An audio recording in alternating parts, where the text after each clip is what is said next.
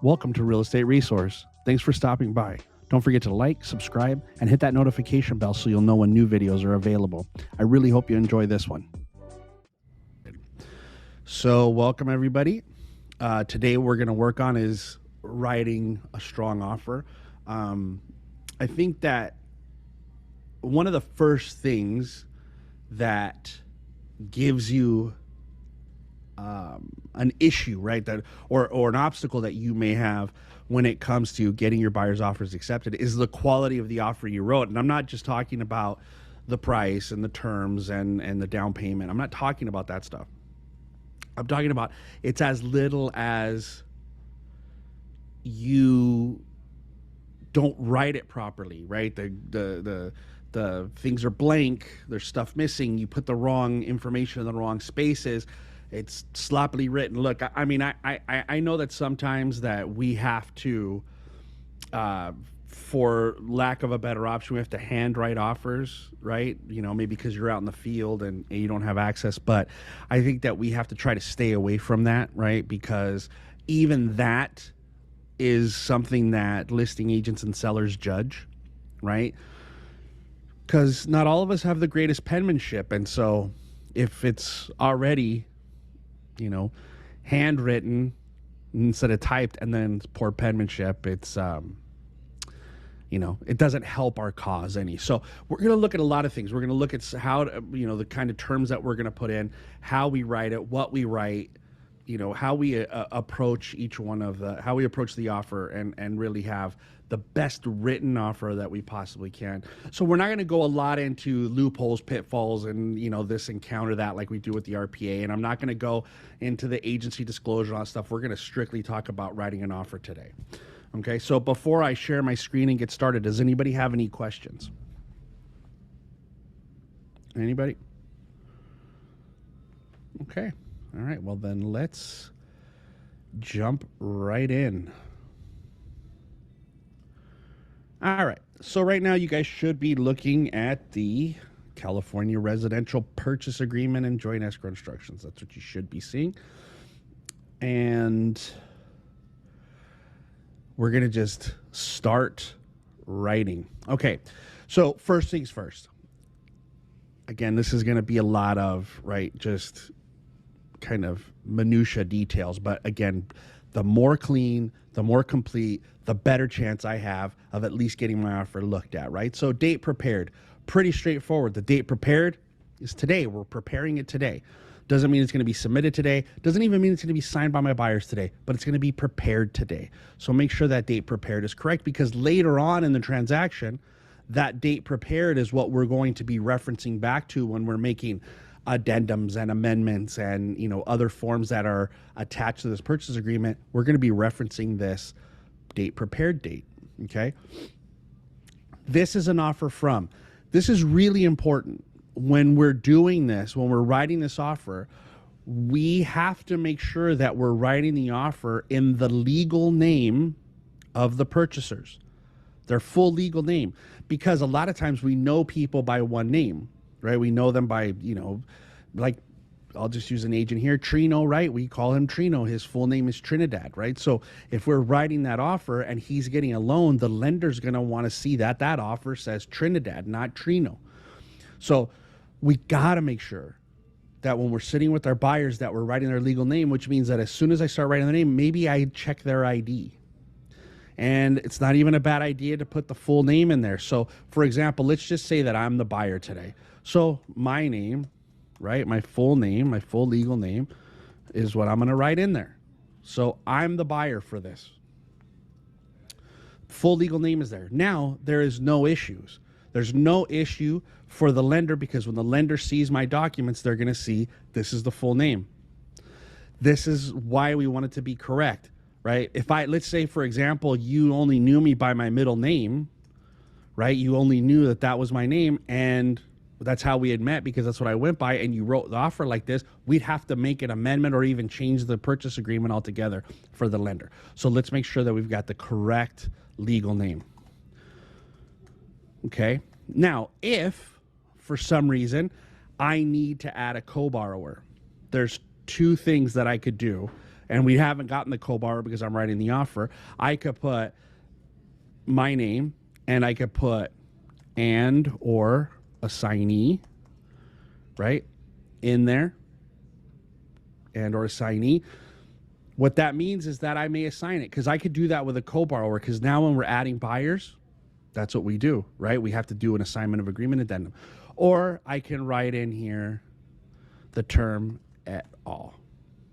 And that is, Latin basically for everybody. And it's kind of the same thing, Kyle Strada et al. So it's just letting them know that there may be more buyers added or co-borrowers that are necessary, okay? But make sure that that is the legal name. Now, if this was a corporation, then we'd have to put the exact name, right? So let's just say that's the Smith LLC, right? Because it's a limited liability corporation. So that's the purchaser, Smith LLC. That's the name that's going to go in there. Make sure that whatever the name is that you're writing, it is the full legal name, and it is the correct title for any corporations or entities. Okay, pretty straightforward. Anybody have any questions about that section, the buyer? Anybody? Raise your hand. I have you guys muted, so just raise your hand, and I will unmute you as you raise your hand. All right, so let's go with Jenny first. Go ahead, Jenny.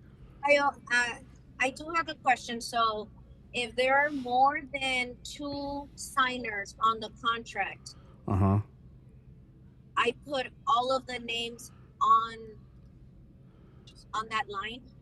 Yes. No. As you can see, when I'm typing the names here, first buyer, second buyer, third buyer, fourth buyer. I can put 4 buyers in the contract. Now, only 2 signatures are going to go on the contract. I'd have to add an additional signature addendum for buyers 3 and 4. But all the names are going to go here. They're not going to go on one line. As you can see, they have a space for all of them. So let's just say we'll put Joseph in here as the purchaser, because I know he has his hand up. He's next. The next one is going to be Jenny. It'll be you. You're buying this with us. And then the last person will be Angel Hernandez. I'm just looking at the names in the chats, or in the names in the participants. So now I have all 4 names, as you can see. I have all 4 names. And if you look down here, there's a maximum for, it's blocked off a little bit. You can't see it, but for all, you can enter all 4, but only 140 characters, right? So it's gonna limit you on how many characters you can add. But yeah, I can add the 4 buyers here. Now I'll skip ahead just so you guys can see what it looks like. That means that other 2 buyers don't sign the contract. So just so you can see the signatures, hold on one second. Okay. So you see what happens? Buyers 1 and 2 are already in the signature section on the contract. Yeah. Buyers 3 and 4 are going to be on an additional signature addendum. And it will automatically generate that additional signature form? It will, if I check this box right here that says if more than 2 signatures, use additional signature addendum. Gotcha. So now it's added it. Gotcha. Thank you. And buyers 3 and 4 will be on that. Yeah, but on the offer itself, it just gives you a space for 2 initials. So the 4 all. It does. The initials will be handled on the additional signature addendum also. So then that means, technically speaking, it's only 2 people signing the whole offer. And no, then the other 2 are 4, signing the yes, additional. only 2 people sign the RPA. The other 2 people sign additional signature addendum, but that addendum is part of the purchase agreement. So in effect, they're signing the purchase agreement. Got it. So then, Kyle, there are times where some listing agents will say your 3rd person or your 4th person, they need to sign all the pages of the RPA. All the pages? Well, I mean, all the pages, they only sign 1 page of the RPA. But if they're requesting it, well, I mean, it doesn't hurt anything to do it. I'm showing you guys the proper way. Not everybody out there learns the proper way to fill out contracts. That includes the listing agents that you guys are writing offers on. So if they ask you for it, it's not a thing that needs to be fought, right? Like if they do it, say, okay, fine, everybody sign it. It's still them acknowledging the contract. we have to learn how to do things the right way, because if we learn shortcuts, we'll never learn how to do things the right way, and it's going to get us in trouble. Thank you. You're welcome. Thank y'all. Go Dodgers. All right, Joseph, go ahead. You've had your hand up for a while. What's up?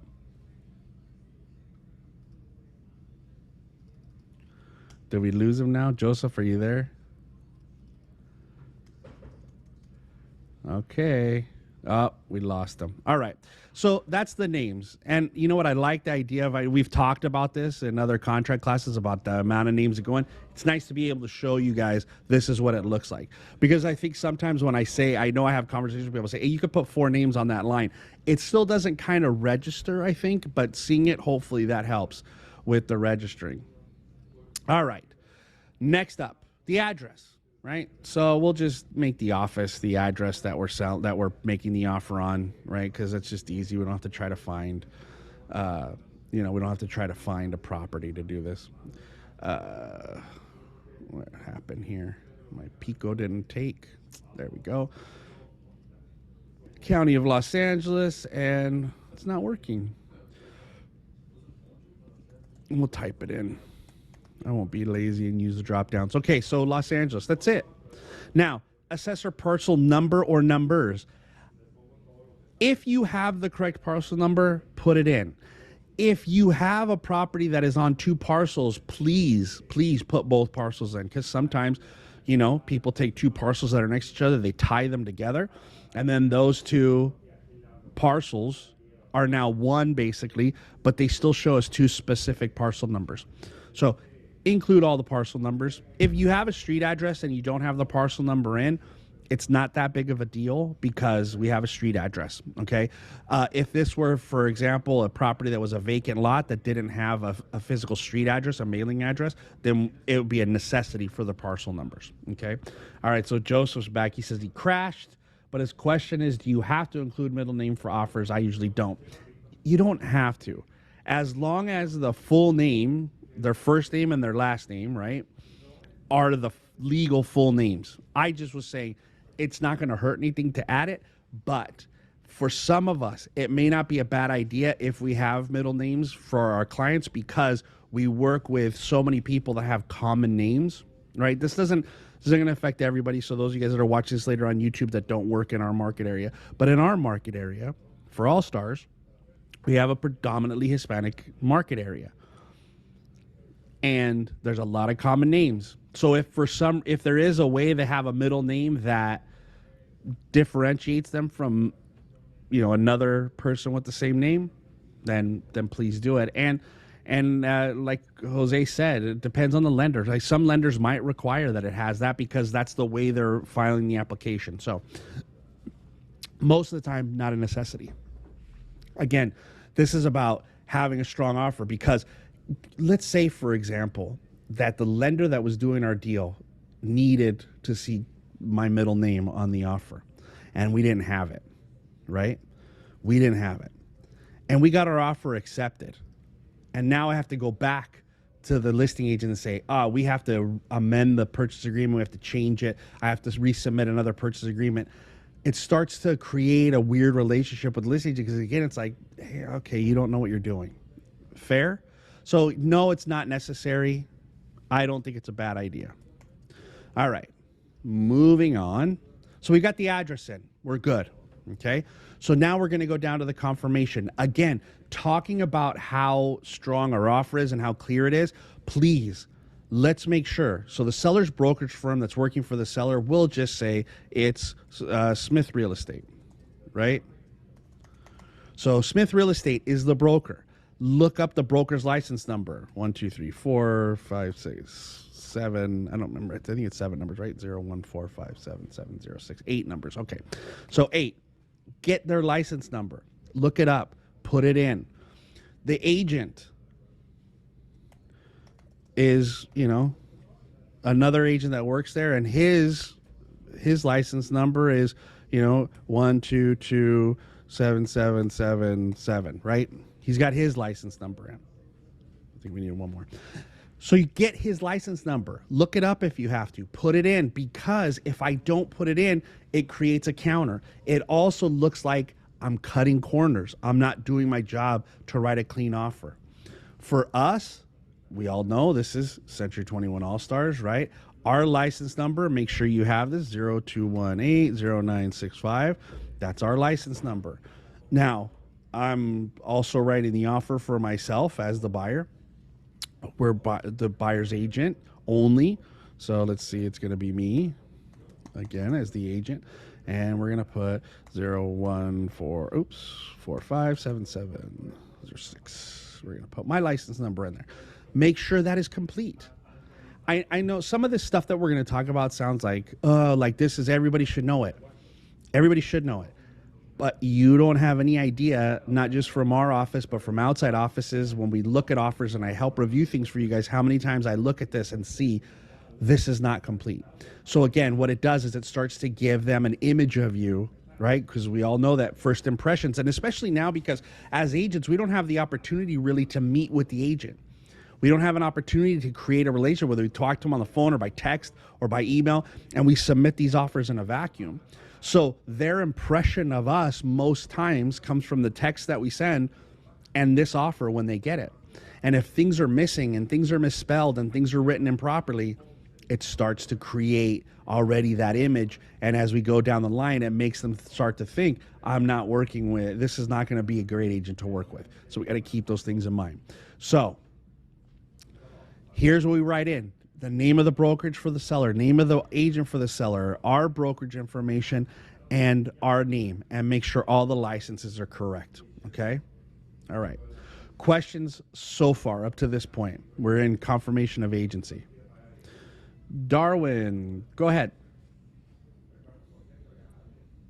Yes, what happens to me that there is call listing, and the call listing was calling me, asking me why he or she was not in the contract. I just added once, so that creates something like, oh, and I don't know, I just have to go by the listing agent, not the call listing.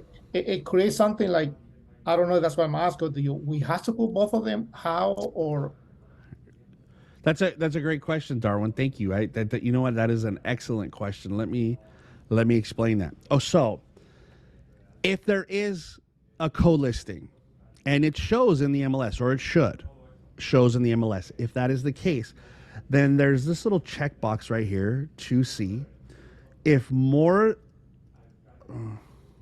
Why wasn't it doing? Seller. Sorry, it won't let me.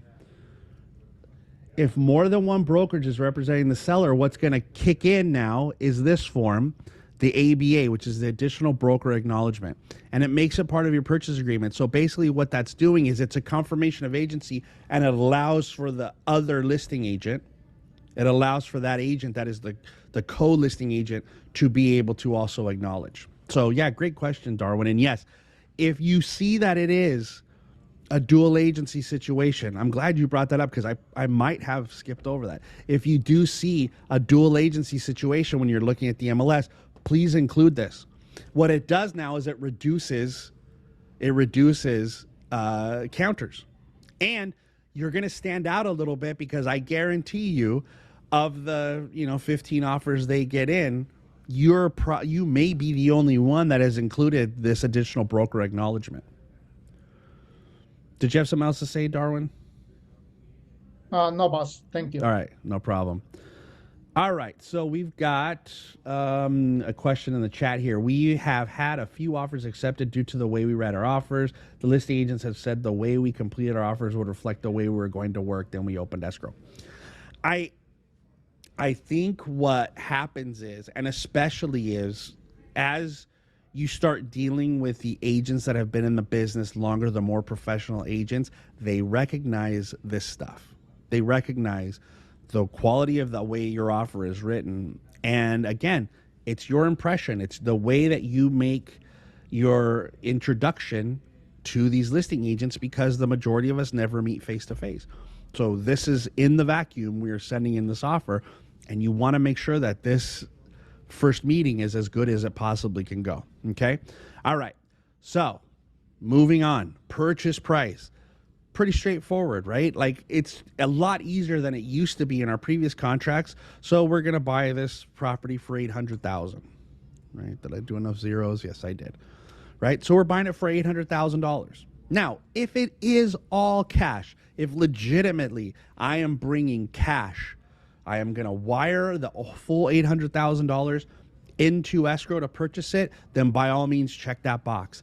If you're not, if your intention is to get a hard money loan, private money financing, whatever you want to call it, please don't check that box off. I know that the offer and the transaction is going to work the same way, but it isn't cash. It is a loan, and loans, no matter whether they're hard money or not, have conditions. And if for some reason that condition can't be met, you've written this property, this offer as all cash, you have nothing to protect you in that loan contingency space. Okay, so all cash is only for that, specifically all cash. So if your buyer tells you I'm going to pay cash, I got the money in there, I'm going to wire it over, no other options, I'm not getting hard money, I'm not doing anything, then go ahead. You can check all cash. Okay. Excuse me. Questions about purchase price before I move on? I didn't think there would be, but just questions. The nice thing is like you don't have to write it in words and numbers anymore. It's not like, for us old people, like writing a check, right? Close of escrow. Close of escrow date. Days after acceptance. I know that lenders can close it in 21 days. I know all that stuff. I still think that the majority of the escrows still end up closing in 30 days. I would, as an agent, if I were writing an offer, I would still write it at 30 days, unless I knew there was some other reason why it needed to be longer or shorter or whatever the case is. But I think 30 days is fair. If you can close sooner, you close sooner. If you need a little bit more time, it's not a huge extension, right? If we need to go 45 days, it's 15 instead of 25, right? So keep that in mind when you're writing your offer. The expiration of the offer. This goes back to, we've talked about a conversation with the listing agent.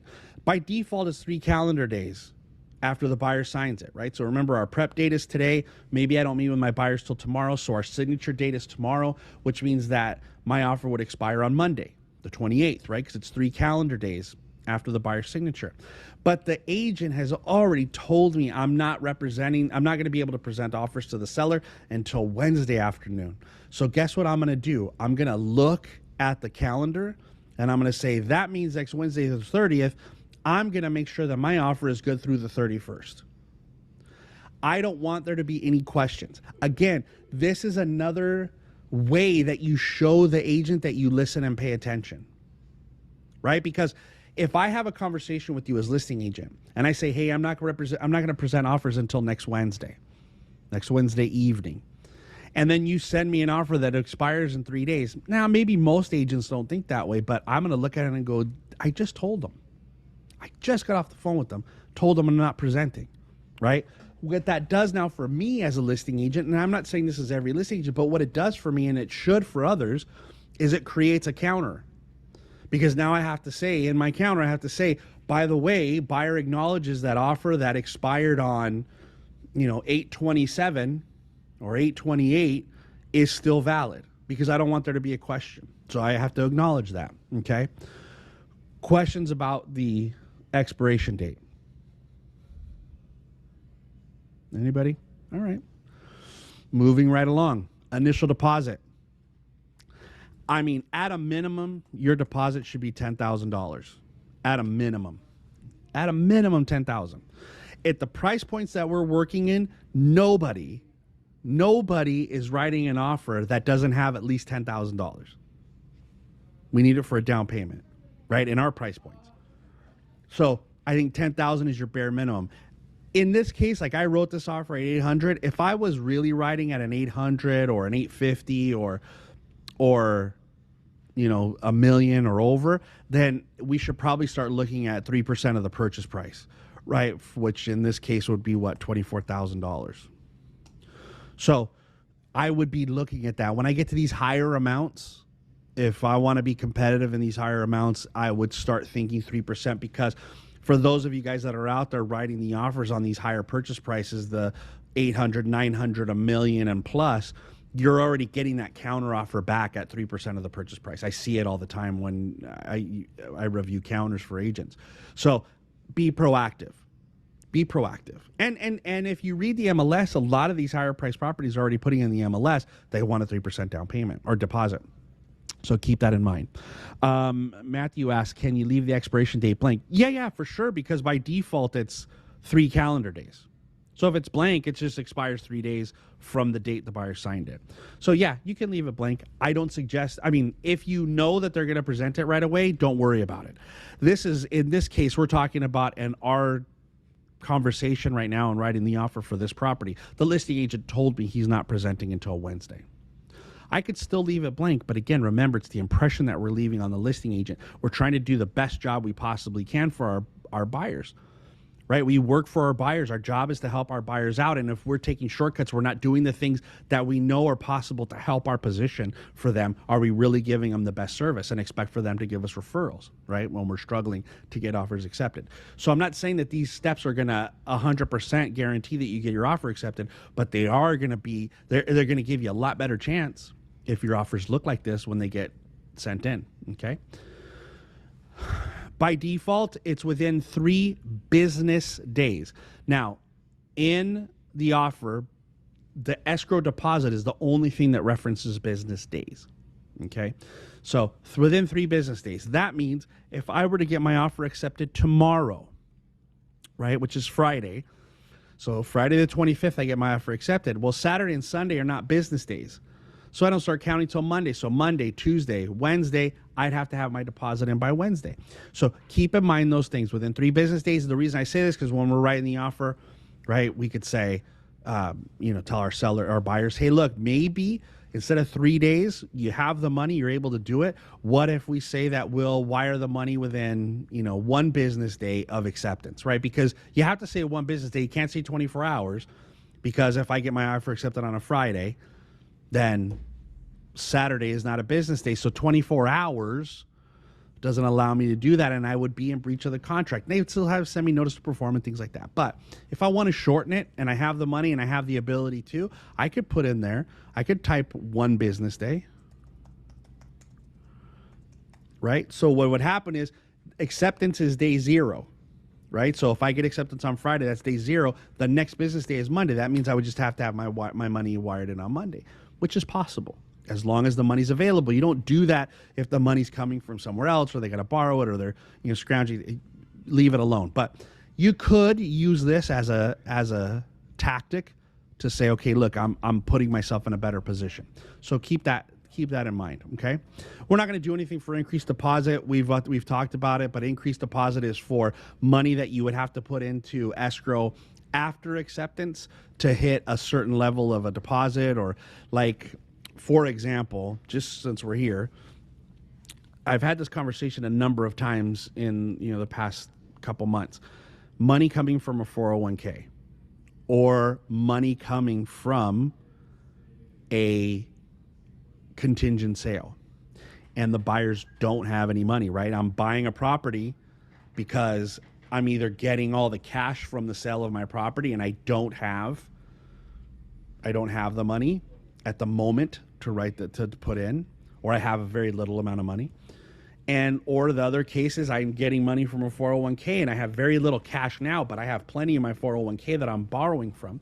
And with a 401k, you have to have an accepted offer to submit to the 401k company to get the money borrowed out of your 401k. And that takes about 10 days once you send it in. So for example, if I wanted to put the $24,000 deposit, but let's say I only had $5,000 right now, I would do $5,000. I would add this increased deposit. I would put in here, my increased deposit now is $19,000, right? And I would say that I'm going to put it in on, September 10th.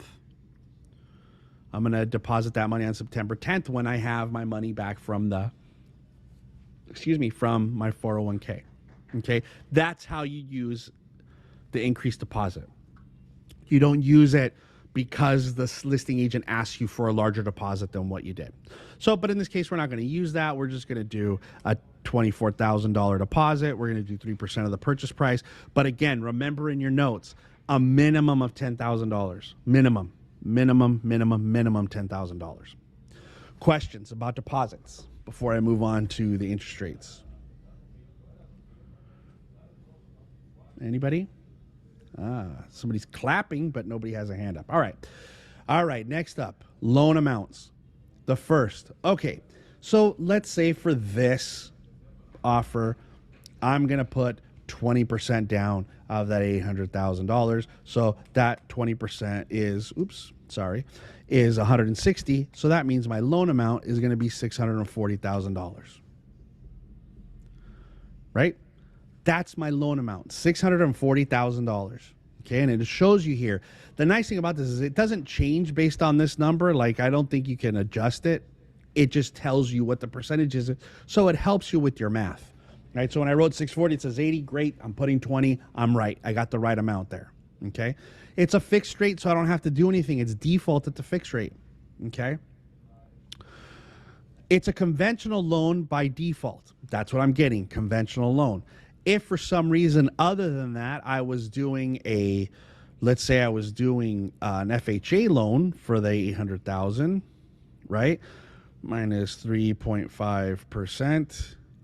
So now my loan amount, if I'm doing FHA, is $772,000. And as you can see, it's going to change to 96.5% because I put 3.5% down. And then I'm going to check off the FHA box.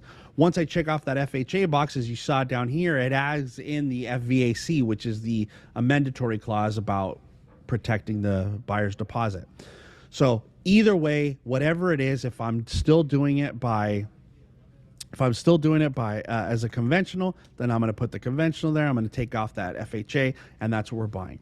The next thing we're going to look at is our interest rate, right? Our interest rate. So I know rates are volatile. They're up and down. They're all over the place right now. But this is a binding portion of the contract. The interest rate that we agreed to here is binding. So what that means is if we put an interest rate in here that doesn't make sense, then our buyer would have a loophole to be able to get out, whether they had a listing, whether they had their loan contingency in effect or not. And again, the agents that are starting to educate themselves, the listing agents that you're going to be writing your offers on some of these things, they understand how this works. And if we just throw a 7% in there or whatever the case is, I don't know what the rates are today. I don't care. We're just using numbers. If they throw a 7 in there and the rates are 7.5 at the moment, well, then you're already non-compliant. You're in breach of the contract from day one. So think about it. Know what your qualifications are from your lender. Have those conversations. And for example, I mean, like I said, I don't know what the rates are. Let's say they're 7.25 right now for a conventional. Great. Then I'm going to add a quarter or a half. I think now, right? Maybe when we were doing contract class 18 months ago, right? Excuse me. We could have had a 0.25% cushion, but nowadays we don't know. Right. So what I'm going to do is if I was getting a 7.25, I'm going to put 7.75 as my maximum interest rate because that's my commitment to purchase it. That's not the guarantee of what I have to pay, but it is my commitment that anywhere between the 7.25 that I've been quoted by my lender up to the 7.75, I'm willing to still purchase the property. If it exceeds that rate of 7.75, I'm out. I have the ability to cancel. Okay. Now, most people don't pay, but just to be safe, I'm going to put 1 point in there to obtain the rate that I'm getting. And maybe I don't need it. For the 7.25, it's not costing me any fees. Maybe I am buying down a rate, or I don't know, but I'm going to put that point in there because I'm paying extra closing costs to get that. Okay? Questions about the financing?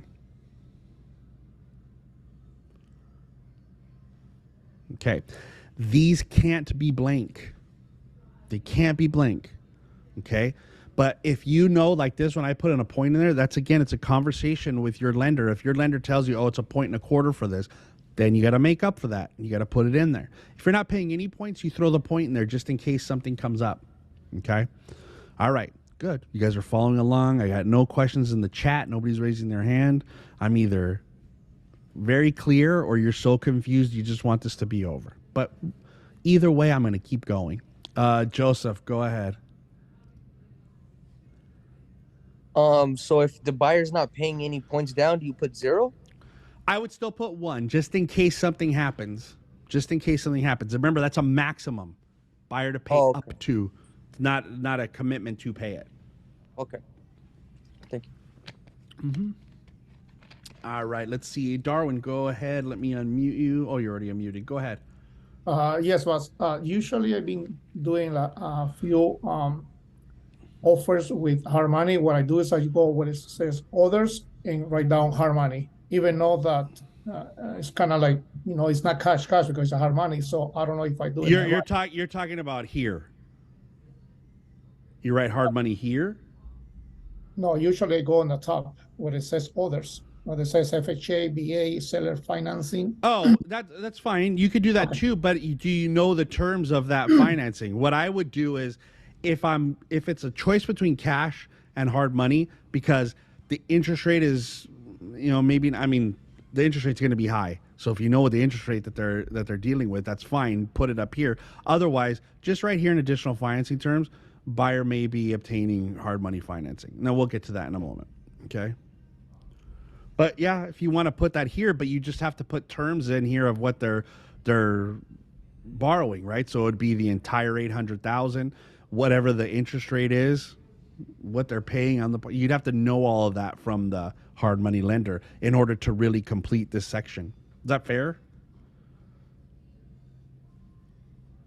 Okay. All right, let's move on. This is additional financing. That's like secondary financing, things like that. There isn't any of that right now, so don't worry, but it's the exact same terms as up here. Jose Lua, go right ahead, sir. Kyle, can you hear me? Yeah. Well, actually, no, right there. So you mentioned the interest rate. If for some reason, once we put that 7 point, whatever, but if for some reason it goes up 1 point, and then the buyer would have the right to cancel if it goes up 1 point. Okay, so that's protected by. Yeah. So if it goes up 1 point, and it's now at 8.5. Yeah. Buyer can cancel. The buyer can cancel. Yes. Rate itself, regardless of any other loan contingency. Regardless. The chances of a rate in a 30-day period, like I accept your offer today, and during the time I'm there, remember that at some point the lender for your buyer is going to lock their rate that they're in, right? Well, you're going to get to a point where after you've gotten to some conditional approvals, you're going to lock a rate. So it's not like you're 30 days, you're probably 15 days from locking the rate. So the idea that from today I'm getting 7.25, 15 days from now it's going to be 8.25, it's pretty slim. What we're looking at though is we're just looking at a way to make sure that the buyer is protected from some phenomenal rate increase, but also a commitment to the seller that says, yeah, I'm getting 7.25, but I'm in up to 7.75. We're trying to show commitment, but also protection. That's it. But the idea that in 2 weeks, 3 weeks, that the rate's going to jump up an entire point, it's probably not going to happen. And I think if we start to see those kind of trends happening, then we can make those adjustments for that later on. But as of right now, a 0.5 point bump in your rate that you've been quoted by your lender should be more than sufficient. The problem, I guess, because at that point you have a deal approval, the rate is going to probably get locked. So yeah. That's what I'm saying. It's not like you're waiting 45 days to lock the rate. It's you lock it when you do it. When you get to a point where we look like we're good, lock the rate, then you'd lock the rate. So yeah, I think. But fair question. Yeah, if it does exceed that, they have the right to walk away. Let's see. Do you have to show the other agent proof of the rate exceeding if the buyer wants to back out? Yeah, absolutely, 100%.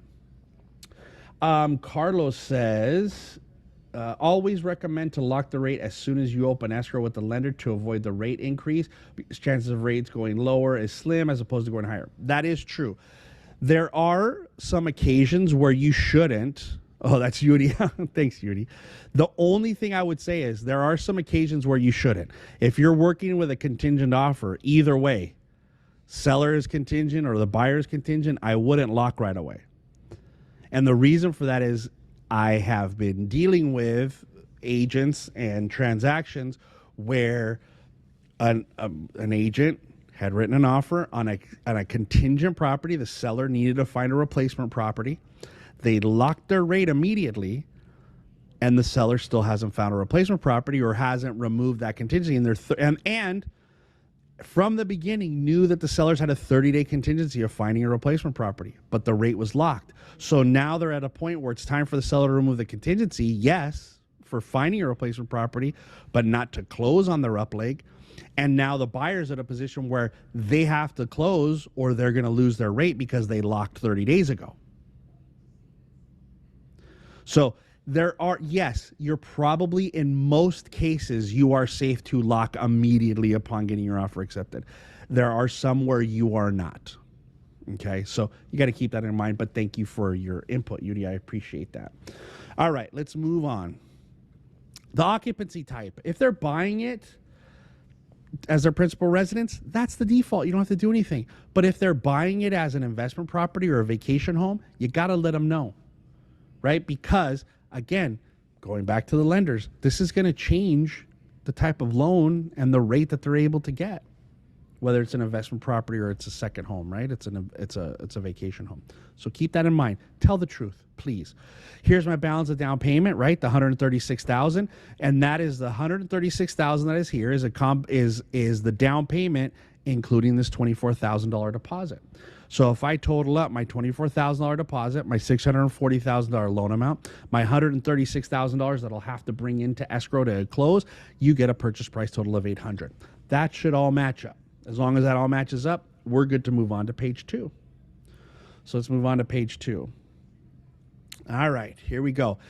I like now that it adds the date for you. I think it used to just be one of those things I had to go physically put the date in there. This is the date that we drafted the agreement.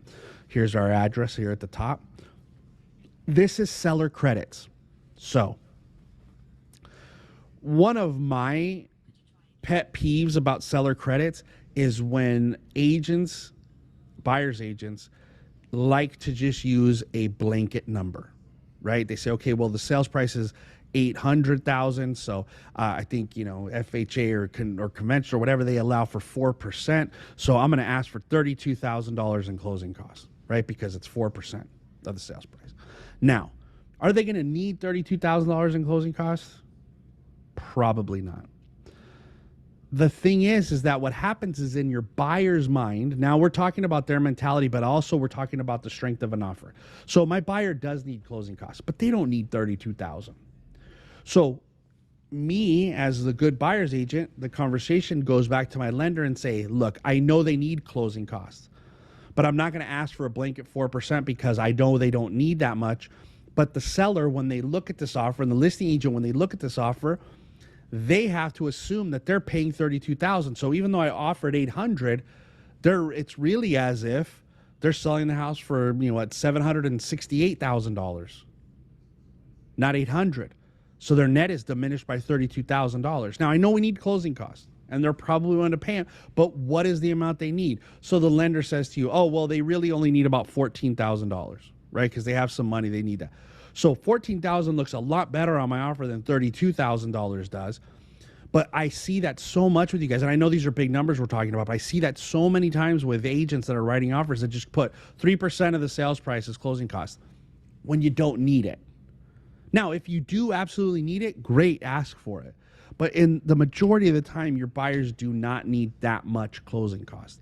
And the only thing that does is, again, it weakens my offer because when I get it as seller, I look at it and go, oh, man, now it's $32,000 less that my seller's making, and then I have to go present that to them. Okay? So keep that stuff in mind, please. Just ask for the amount that's necessary. Don't put blanket numbers like 3 or 4%. Okay? Questions? Let's see. I heard that the most you can request is 3% of purchase price. Yeah, I think for most is 3%. I think the max is 4%. But the difference is the max is 3 or 4%. The lender, even if, let's just say that the max was 4%, and the underwriter is ultimately going to be the one that decides whether or not that credit is approved. And if the total closing cost credit doesn't add up to $32,000, if all the closing costs, the lender side, the closing costs for the buyers or title, everything is not $32,000, the lender's not going to let them get $32,000, the underwriter. So the problem that it creates with your buyer is the buyer's like, well, wait a minute, I thought I was getting $32,000 and now I ended up with 20. Well, I want the other 12,000. Well, you can't have it because the lender disallowed it. So it's just conversations. And right now what we're talking about is, how do I have a strongest offer possible? And the best way I could do that is ask for a specific number and ask for only what my buyers need. That's it. Okay. Additional financing terms, we talked about that. That is where you would state buyer may obtain hard money loan or private money financing. This is also where you would state if the buyer was qualifying for any specific program, like a down payment assistance or anything else, because those assistance programs can sometimes change the amount of time it takes to close, the time it takes to get the qualification, to get the loan approval, all those things. So you could add that in there if they're getting the down payment assistance program. If you're using FHA and you're doing a 203K, you would put in there, this is buyers qualifying for FHA 203K financing, because there are some more steps and some more things. So that's what this section is for, nothing else. Go ahead, Joseph, you have your hand up again. So that box G1 checkbox seller credit. Yep. So if it was a rate buy down, would you check that box and put buy down the rate, or what was that before? Yeah, sure. You could tell them it's for that and not closing costs, just so they know what it is. But I mean, it's still a credit to apply to the closing costs. So if the buyer was paying their closing costs already and then they're going to buy down the rate, now it's just going to be applied to that buy down. It's the same thing. Yeah. Okay, thanks. Yeah. Okay, so additional financing terms. Only if there's something about financing, whether they're getting a special program, some kind of special loan, or if it's hard money. That's it. Now, this section, I get so many questions about this because, well, mainly from people who don't watch my videos. But this section right here, G3, paragraph 3G3, seller agrees to pay the obligation of buyer to compensate buyer's broker under a separate agreement. That is only to be checked off if you have a buyer representation agreement with your buyer where your buyer is committed to pay you compensation for the purchase of this home, and the buyer's agent is now asking, and the buyer are now asking the seller to pay that obligation. So for an example, just so you guys understand, let's just say that this seller is only offering 3% total commission, right? Or it's 3% was the total, so they're only offering, let's say, 1% to the buyer's agent.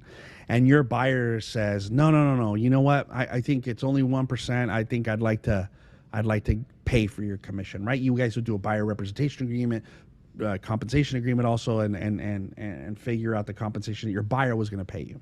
Or you agreed ahead of time that the buyer was going to pay you some level of compensation because whatever the reason was, because they wanted you to go out and find them a property. Now, this is probably something that's going to come into effect later in the future. I think this is just more like prepping us for it, because I think we've all heard about those pending class action lawsuits that are threatening the idea of buyer representation and how compensation works for buyer's agents. And so what's going to happen, what could happen, not what's going to happen, what could happen is we could lose that part of the MLS where the seller and the listing agent offer compensation as an incentive for the buyer's agents to bring their buyers, where they would be paying no compensation.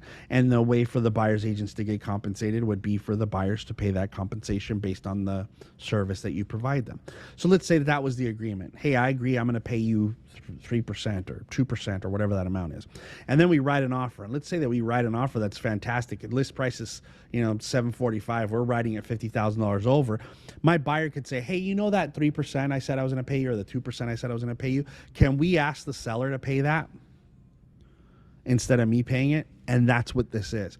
We would include a form called the SPBB, and it would show that, hey, the buyer has this agreement with the buyer's agent to pay this amount of compensation. We're sending that with you with this request for you to now pay that compensation to the buyer's agent instead of the buyer. So in our market today, it's probably never going to apply. because you're getting compensated by the listing agent, the enticement to get you guys to buy their properties. Okay, so just for those of you guys that are on for now, G3 is 99.99% of the time is not going to apply to your transaction, so don't worry about it. Okay. Verification of all cash and verification of down payment and closing costs and verification of loan application. All of these things by default are attached to the offer at acceptance. Leave them that way. If you're submitting an offer without these three things, right? Well, if it's all cash, but without the proof of funds and closing costs, and without your loan, either your pre-approval or your fully underwritten approval or your pre-qual, if you're not including those things with your offer, you're putting yourself at the end of the line. So please make sure you have that. Okay. Now we're going to get into the timeline. So I think what we'll do is I think we'll stop there and we'll finish next Thursday on the rest of the offer, what we're writing and doing it, because we should be able to get through. But does anybody have any questions about what we talked about so far today?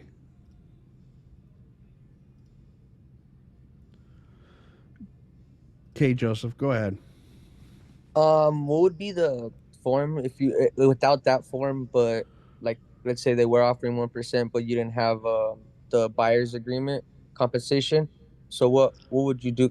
Can you just put in additional terms by seller to pay, like let's say 2%? Oh, okay, so you're talking about in the MLS they're offering you 1%, but you want more commission for you representing your buyer. Yeah, and the buyer's okay with it. Yeah. I get that. The buyer, why wouldn't the buyer be okay with it? It's not affecting them at all. Well, because it could hurt the offer, but I don't know. Well, of course it's going to hurt the offer, but that's not, you cannot reference commission in the offer other than this that we just talked about, where the buyer is making a request of the seller to pay that commission, right? That's the buyer is doing that. What you're talking about, when we get compensated for representing a buyer, the seller is not paying us. The listing agent is paying us, the listing brokerage, right? So when I sign a listing agreement with a seller, I have a total commission that the seller is going to pay, which is the first commission that we reference, whether that be 6, 5, 4, 3, whatever it is you negotiate. And the second thing in the listing is what I, as broker, am going to offer out to cooperating agents to entice them to purchase your home. Not you, me. You're paying me 6, I'm paying them 2. That's what that's saying. So if you want more compensation from a property that's listed in the MLS, the negotiation is with the listing agent, not with the seller. There should be no reference in the purchase agreement for that negotiated commission. Now, to be 100% honest with you, that renegotiating a commission that's being offered in the MLS is unethical. Especially unethical if I've already submitted the offer, or I am submitting the offer and at the time of submitting the offer asking for that increase. Now, prior to that, if I want to talk to the listing agent and pick up the phone and say, hey, Joseph, look, I got this buyer that's hot. They're ready to go. It's cash, but I see you're only offering 1%. Is it possible that we could bump that up to 2 so I could show it to my buyer? Show it to my buyer and then potentially get you an offer. Would you be open for that? So if I got you an offer a little bit over asking, but we need to discuss this before I show it. Would you be willing to do that? Joseph, would you be willing to increase it? Okay, great. Okay, great. So I'm showing on Saturday. What I'm going to do is right now I'm going to email you a cooperating broker compensation form with the modified compensation. Can you sign that and get that back to me? And then I'll show that thing first thing Saturday morning. Is that cool? Yeah. Okay. Now, if Joseph had said no, then that's it. It's no. Now you have to look at yourself as, am I providing service to my clients? Because I know they want Joseph's property. I know they want it. They're the ones who called me and said, please show us this. But then I tell them, you know what? No, I can't show you because it's only 1% commission. Am I now representing my seller, or am I a buyer, or am I representing myself? I understand. So be real careful with that idea of renegotiating commissions that are offered in the MLS. I'm not saying you can't do it, but you got to do it the right way. Have the conversation prior to showing the property. And then that way, if you go, because if I show the property, my buyer's like, I want it, and then I try to renegotiate, well, that's not fair. But if they say no, and I still choose, okay, now I'm going to go show my buyers because it's still 1%, but my buyers love it and I need to show it to them, then I'm doing my job. That's just the truth of the situation. So keep that in mind. Thanks. Any other questions before we go? Let's see. I got some messages down here. Yeah. Okay. Yeah. Somebody was just answering the question that Joseph had. Okay, Jenny. Sure. Go ahead. Hey, Kyle, it's actually me. Okay. So in the situation where Turn right on you just Wildwood mentioned Road. right now that it's unethical for us to be able to ask for an additional compensation to bump up the 2% or the 3%. But I had a situation where the MLS set a number, and later on, when I went into escrow, the listing agent bumped down that number. So how ethical was that for the listing agent to do? Also unethical. Turn They right owe on you. Wildwood Road. They owe you that compensation. So here's what happens. So MLS You is derive information, right? It's data for every. I'm gonna mute you real quick because your Yeah, I'm GPS done. is okay. Yeah, I'm done. So I'm done. So the MLS is information, it's data, and the stuff that's in there is not binding. It's not binding, it's just information. And if you look at the bottom of the MLS, it says something like this is for information only, don't rely upon whatever. The only thing that is binding in there is that compensation that's being offered. So let's say I'm the listing agent on this property. I offered 3% originally, and I go, oh, shoot, you know what? It's going to be less compensation now. Whatever. Let's say I had originally gotten 6. The seller came back and said, you know what? It's taking a little long to sell. Can we reduce the commission? Sure. Let's reduce it to 5, right? And I reduced the total commission to 5, which means now I got to go in and amend the MLS and change it to 2 instead of 3 and 3. Fair? But Danny has an MLS printout from when I had it at 3%. And he submits an offer based on the information in that MLS printout. And then later when the escrow instructions come, the escrow instructions show that it's at 2%, right? And Danny calls the broker, hey, wait a minute, I have my MLS as 3, and now you're saying it's only 2. And they say, yeah, well, we reduced it, so sorry, that's what it is. So Danny goes ahead, signs those escrow instructions, moves along with escrow, closes the escrow. After the close of escrow, Danny could go to the Board of Realtors. He could take that MLS printout, and he could fill out an application and pay $500 and file a grievance against me because I offered to pay 3% in the MLS. And we'd have to go sit down in front of 3 other realtors who are on the committee that decides this thing, right? Little mediation. And if they decided like, hey, sorry, you offered 3, that's what he thought he was being paid, I would have to pay him that extra percent. So even if you sign escrow instructions, you agree to it in escrow because guess what? Escrow instructions don't supersede anything that we talk about here. So whatever the agreement is, if the MLS says it was 3, they're to pay you 3, period. It doesn't matter if they change it. Doesn't matter if they change it before you write the offer. Doesn't matter. They're required to pay you the compensation if you can prove that that was the compensation. Now, if you don't have the MLS printout, no way for you to really fight it. It's harder. I mean, you could go back and look at changes. The board can do that, but it's a much harder fight if I don't have the printout showing that original amount. So, but you could do it. Sure, you could fight for it. So, no, they can't do that. So, if somebody did that to you, go ahead and close escrow, and then you could go to the board and you can file a grievance against them for the balance. So what can we add anything to our offer, like the cooperating compensation document? You could add the CBC, but if they don't sign it, it doesn't matter.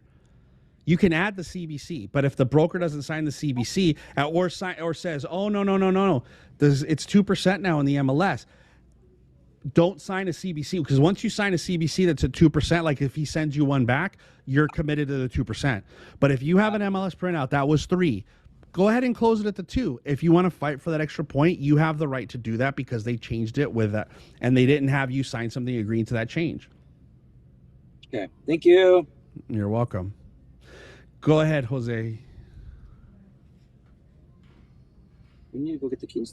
You got to unmute, Jose. Go ahead. From a listing agent standpoint, I'm assuming you can clean it up and just disclose that it was previously listed at 3%, but now we're selling it. You can't clean it up. If you get somebody that you have to, that's why I tell you guys the CBCs are so important. I know that we avoid them because the MLS becomes binding. If I'm a listing agent, every buyer's agent signing a CBC and they're agreeing to the commission. That's it. I'm going to do that. Now, again, if I make a change to the MLS, I have to be prepared that somebody might have seen that original compensation. If they have an MLS printout with that original compensation, there's a chance I'm going to have to pay them that compensation. So it's whether I want to roll the dice and get brought in front of the board, you know, a month after we close, or is it worth it for me to just go ahead and pay the original compensation that I was offering?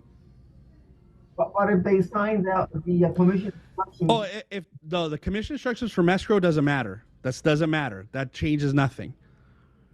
It's only if you have a CBC. So if I change the commission from 3 to 2 and I get an offer from Jose and I know that it was in the MLS at 3, then I'm going to tell Jose, hey, listen, the seller reduced my compensation by 1%. So I'm reducing everything by a point to make it offset, to make it make sense. With your counter, I'm sending a CBC. I need you to sign that CBC and return it to me with the 2% commission. Now, guess what? Because I did it in a counter, I don't have to accept their offer. They don't have to know I didn't do it because they refused to sign the CBC, but I don't have to accept their offer. See, look, the thing is that because we like to take shortcuts, crap like that happens to us, where we change a commission, and because we don't want to use CBCs, somebody comes back and says, oh, wait a minute, it was 3%. You owe me. So if you get them to sign a CBC, yes, commission instructions on their own do not protect you in that change of commission. Let's see what we got here on the chat. That's why we need to know our rules and regulations so we can, yeah, actually, look, here's the thing is there are so many rules and regulations and violations and things out there that we work under that even I don't know from the MLS. So it's really imperative for you guys, the ones that are out there in the field that are putting yourself in the position where you're accepting offers and writing offers, to make sure that you know to do things the right way to protect yourself. That's it. Let me see. Doesn't the MLS document status if BAC... it will show a status change, but the history will show when we change the commission. What if the commission is changed in the MLS before an offer was submitted? Even if it was before the offer was submitted, if that buyer's agent has a copy of the MLS with the original compensation on it, then they would have that. They would still be able to go after you for that commission. Okay. All right. So it is 12:04. We went a little bit long.